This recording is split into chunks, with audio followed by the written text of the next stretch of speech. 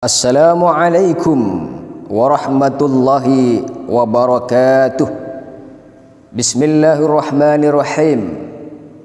Alhamdulillahilladzi bini'matihi tatimmus shalihat. Wassalatu wassalamu ala khairil anam Sayyidina Muhammadin wa ala alihi wa sahbihi ajma'in. Subhanaka la ilma lana illa ma 'allamtana innaka antal alimul hakim wa la haula wa la quwwata illa billahil alil azim. Amma ba'du. Saudara kaum muslimin, pemirsa rahimakumullah, setelah sebulan kita berpuasa, maka hari ini tibalah sudah pesta lebaran, hari raya Idul Fitri. Jiwa yang baru, pakaian baru, cermin kebahagiaan. Sanak saudara, handai dan taulan, saling bersilaturahmi. Peluk dan cium, tangis dan tawa, saling bermaaf-maafan. Minal aidin wal faizin, maafkan lahir dan batin. Minal aidin wal faizin, halal bihalal ya Allah amin. Dosa-dosa yang disengaja hari ini mohon ikhlaskan. Dosa-dosa yang tak sengaja di hari ini mohon hapuskan. Di hari raya, miskin dan kaya semua sama gembira. Zakat fitrah dan zakat harta yang mempersatukan kita. Pandai-pandailah mengambil hikmah di hari raya yang mulia. Tingkatkan iman, amal dan takwa, serta perkuat ukhuwah. Makan minumlah sepuas hati, namun jangan berlebihan. Bergembiralah, berbahagialah, namun tetap dalam iman. Bikin meriah, bikin gembira di hari raya lebaran. Kepada Allah panjatkan syukur, jangan buka pintu setan. Demikian sebuah syair yang sangat indah dan penuh makna dari Bang Haji Roma Irama sebagai muqaddimah untuk mengawali pembicaraan kita pada kesempatan kali ini. Oleh karena itu, sehubungan dengan syair tersebut yang berjudul Lebaran, maka pada kesempatan yang berharga dan berbahagia ini, Al-Fakir ingin menyampaikan tentang hakikat Idul Fitri. Saudara kaum muslimin, pemirsa rahimakumullah, pada hari yang mulia ini, umat Islam di berbagai belahan dunia beramai-ramai melantunkan kalimat takbir, tahmid dan tahlil sebagai wujud rasa syukur dan bahagia dalam menyambut hari kemenangan. Mereka semua berbahagia karena sebulan penuh telah berhasil melawan hawa nafsu serta mengisi detik-detik waktunya dengan berbagai macam bentuk kebaikan yang akan mendekatkan diri mereka kepada Allah Subhanahu wa ta'ala. Berpuasa di siang hari, solat di malam hari, memperbanyak tilawah Al-Quran, berdoa dan beristighfar, berinfak dan bersedekah, menjalin hubungan silaturahim dan lain sebagainya. Seraya berharap semua kebaikan tersebut diterima hendaknya oleh Allah Subhanahu wa ta'ala dan dapat memperpanjang catatan amalan kebaikan kita yang akan diperlihatkan di akhirat kelak. Saudara kaum muslimin, pemirsa rahimakumullah. Meskipun demikian, ada satu hal yang harus diketahui, bahwa kebahagiaan yang terpancar di raut wajah hari ini memiliki dua kemungkinan. Sebagian dari mereka ada yang berbahagia karena sedang menyambut kemenangan dirinya sendiri, sebab perjuangannya yang sungguh-sungguh dalam mengisi Ramadan. Golongan orang-orang ini pantas mendapatkan ucapan doa, minal aidin wal faizin. Semoga Allah menjadikan kita semua tergolong orang-orang yang kembali fitrah dan berhasil dalam ibadah. Sementara sebagian yang lain ada pula yang berbahagia, tapi sesungguhnya sekedar merayakan kemenangan orang lain. Dia sendiri tidak punya prestasi dalam mengisi Ramadan. Puasa cuma pembukaan sama penutupan, tengahnya kosong. Taraweh kadang-kadang, baca Quran satu juz enggak khatam-khatam sebulan. Begitu hari raya Idul Fitri tiba, dia ikut merayakan. Tidak semua orang bisa merayakan Idul Fitri, hanya orang-orang yang punya prestasi dalam mengisi Ramadan. Tapi kalau Lebaran, siapa saja boleh merayakannya. Puasa enggak puasa, taraweh enggak taraweh, baca Quran enggak baca Quran, boleh merayakan Lebaran. Itulah bedanya Idul Fitri dan Lebaran. Mari kita merenungkan diri sendiri masing-masing. Apakah kita sekarang benar-benar merayakan kemenangan diri kita sendiri, ataukah sekedar bahagia dalam menyambut kemenangan orang lain? Apakah kita sedang merayakan Idul Fitri atau sedang merayakan Lebaran? Tentu kita semua berharap semoga Allah Subhanahu wa taala memberikan kebahagiaan yang sesungguhnya kepada kita bersama. Saudara kaum muslimin, pemirsa rahimakumullah. Orang yang bahagia sesungguhnya adalah mereka yang telah mendapatkan ampunan Allah Subhanahu wa ta'ala, karena telah memanfaatkan detik-detik Ramadan secara maksimal untuk berbagai bentuk kebaikan yang dilaksanakan atas dasar iman dan penuh harapan. Sesuai dengan sabda Nabi sallallahu alaihi wasallam, man shoma ramadhana imanan wa ihtisaban ghufira lahu ma taqaddama min dhanbi. Siapa yang melaksanakan puasa Ramadan dengan penuh iman dan mengharapkan pahala, maka diampuni dosa-dosanya yang telah lalu. Dalam hadis yang lain beliau bersabda, man qama ramadhana imanan wa ihtisaban ghufira lahu ma taqaddama min dhanbi.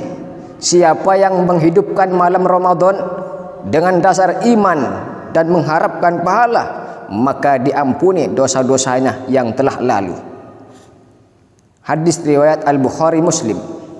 Saudara kaum muslimin, pemirsa rahimakumullah, perbuatan dan amal baik yang sudah menjadi kebiasaan umat Islam yang dilakukan selama Ramadan diharapkan mampu membentuk karakter dan tabiat mereka untuk berbuat hal yang sama setelah Ramadan berlalu.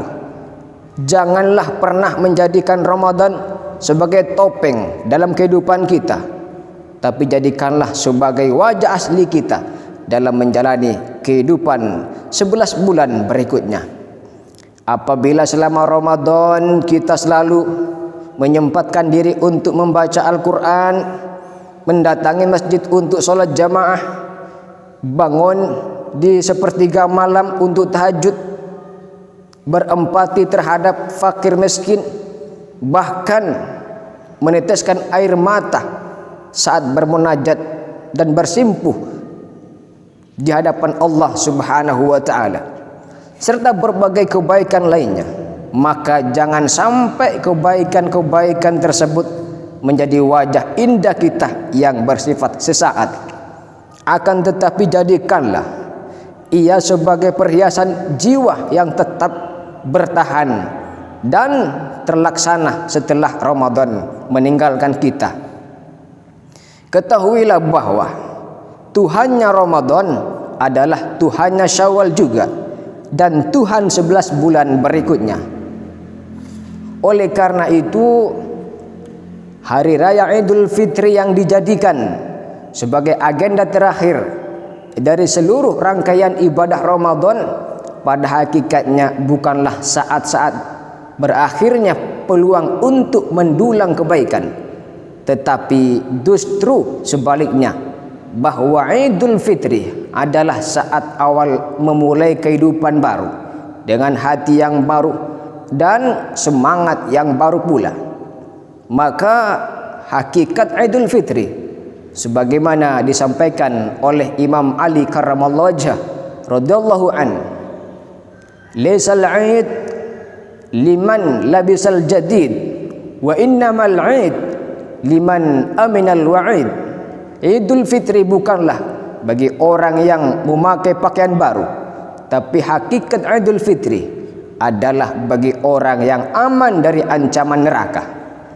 Laisal 'id liman labisal jadid, innamal 'id liman ta'atuhu tazid. Idul Fitri bukanlah bagi orang yang memakai pakaian baru, tapi hakikat Idul Fitri adalah bagi orang yang ketaatannya bertambah. Laisal 'id liman tajammala bil libasi war rukub, innamal 'id liman ghufirat lahu dzunub. Idul Fitri bukanlah bagi orang yang bagus pakaian dan kendaraannya, tapi hakikat Idul Fitri adalah bagi orang yang diampuni dosa-dosanya. Begitu pula yang disampaikan oleh Imam Hasan Al-Basri, kullu yaumin la yu'sallahu fihi fahuwa 'id, wa kullu yaumin yaqta'uhu al-mu'minu fi ta'ati maulahu wa dzikrihi wa syukrihi fahuwa lahu 'id. Setiap hari yang di dalamnya tidak ada kedurhakaan kepada Allah Subhanahu wa taala, maka hari itu adalah hari raya.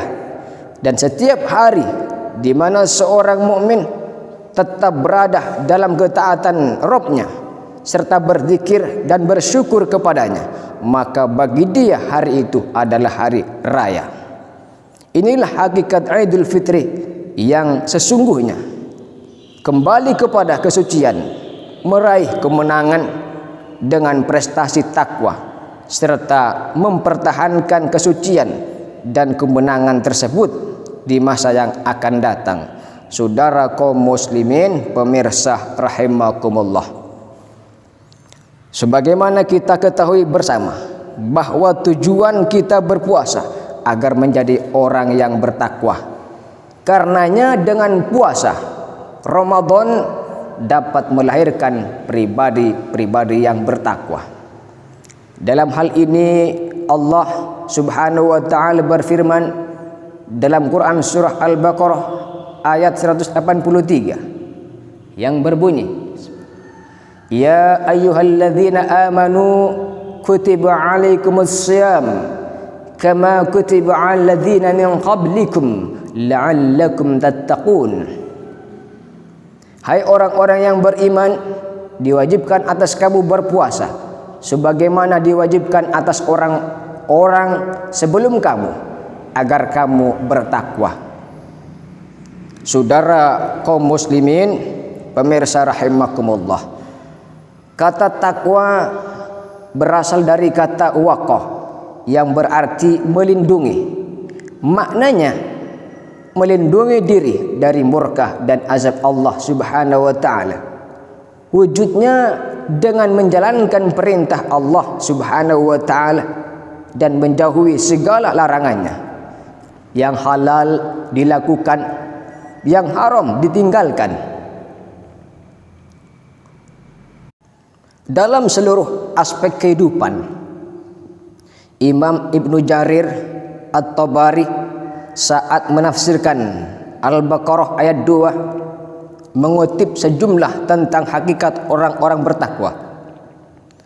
Al-Hasan misalnya menyatakan orang-orang bertakwa adalah mereka yang takut terhadap perkara apa saja yang Allah haramkan atas mereka, dan melaksanakan apa saja kewajiban yang Allah titahkan atas mereka. Dengan demikian, orang yang bertakwa tak ada rasa keberatan sedikit pun terhadap aturan Allah Subhanahu wa taala dan Rasulnya. Takwa adalah suatu kondisi iman dan semangat spiritual yang harus selalu terpatri dalam jiwa seseorang agar terus berkesinambungan. Ia selalu merasakan kehadiran dan pengawasan Allah dalam setiap gerak langkah aktivitas yang dilakukannya, sehingga dengannya ia termotivasi untuk tetap taat dan memperbanyak ibadah kepada Allah Subhanahu wa taala, sebagaimana ia juga akan selalu berusaha untuk menghindari duri-duri di jalan kehidupan. Betapa indahnya perumpamaan yang diberikan oleh Ubay bin Ka'ab ketika beliau ditanya oleh Umar bin Khattab tentang hakikat takwa. Ketika itu Ubay balik bertanya, "Wahai Amirul Mukminin, apa yang Anda lakukan di saat Anda melewati jalanan yang penuh duri?" Sayyidina Umar menjawab, "Saya akan meneguhkan pandangan agar langkah kakiku tidak menginjak duri." Lalu Ubay berkata, "Wahai Amirul Mukminin, itulah takwa." Apabila sifat takwa sudah tumbuh subur dalam jiwa seseorang, maka ia akan selalu rela dan senang hati untuk menerima dan melaksanakan aturan Allah, apapun konsekuensinya yang akan dihadapinya, meskipun akan mengorbankan sesuatu yang paling dia cintai atas nama cinta kepada Allah dan Rasulnya. Jika itu berhasil ia lakukan, maka saat itu ia sedang merayakan puncak kemenangan spiritualnya. Saudara kaum muslimin, pemirsa rahimakumullah, semangat ketakwaan seperti itulah yang diciptakan oleh ibadah puasa. Karena dengan berpuasa, seseorang dituntut untuk selalu dalam suasana jiwa yang dekat kepada Allah Subhanahu wa taala, sebagaimana ia dituntut untuk menghargai waktu agar bisa meraih sekecil apapun peluang ibadah, serta menghindari sekecil apapun peluang dosa yang akan bisa mengurangi atau merusak nilai-nilai puasa.